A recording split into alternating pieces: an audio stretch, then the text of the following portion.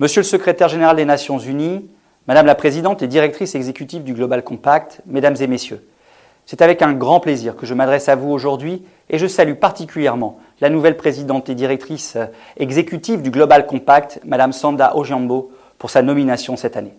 Je me félicite de la qualité des débats qui ont lieu aujourd'hui et ces 2 derniers jours dans le cadre de cet événement organisé par le Pacte mondial des Nations Unies et j'espère que les échanges de ce jour permettront de renforcer durablement l'engagement de tous les acteurs en faveur des objectifs de développement durable. Mesdames et messieurs, 2020 est une année particulièrement symbolique à plusieurs titres. Elle marque tout d'abord le 20e anniversaire du Pacte mondial des Nations Unies et elle ouvre également la décennie d'action lancée par le secrétaire général des Nations Unies Antonio Guterres afin de redoubler d'efforts pour atteindre les objectifs de développement durable à l'horizon 2030. Cette année est également l'année de tous les défis, dans un contexte unique engendré par la pandémie de Covid-19, qui est venue freiner de manière brutale les progrès réalisés. Selon les estimations de la Banque mondiale, entre 70 et 100 millions de personnes pourraient sombrer dans l'extrême pauvreté et 265 millions de personnes supplémentaires pourraient faire face à de graves pénuries alimentaires d'ici à la fin de l'année.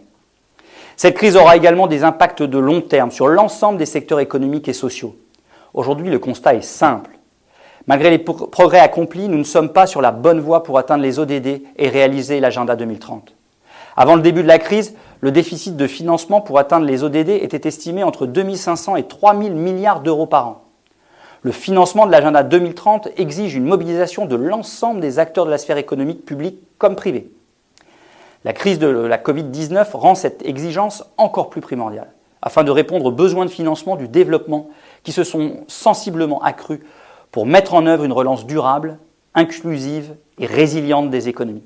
La France a fait de l'implication du secteur privé dans le financement du développement une de ses priorités. Et elle soutient l'action du Pacte mondial des Nations Unies qui joue un rôle essentiel dans l'appropriation des objectifs de développement durable par les acteurs économiques.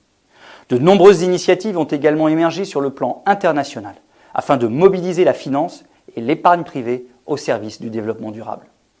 En 2019, la France, avec les autres pays du G7, a confié à l'OCDE et au PNUD le mandat de proposer un cadre commun exigeant pour encourager les acteurs économiques et financiers d'aligner leurs investissements avec les ODD.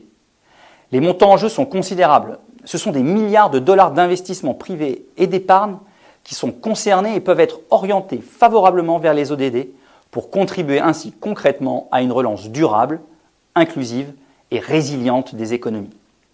L'OCDE et le PNUD présenteront en novembre prochain, à l'occasion de l'édition 2020 du Forum de Paris sur la paix, les recommandations que les groupes d'experts auront identifiées. Je vous invite à participer activement à ce mouvement en faveur de l'alignement des flux sur les ODD afin de rendre encore plus concrets vos engagements. Aujourd'hui, plus que jamais, votre rôle est crucial en faveur des objectifs du développement durable. Je vous remercie.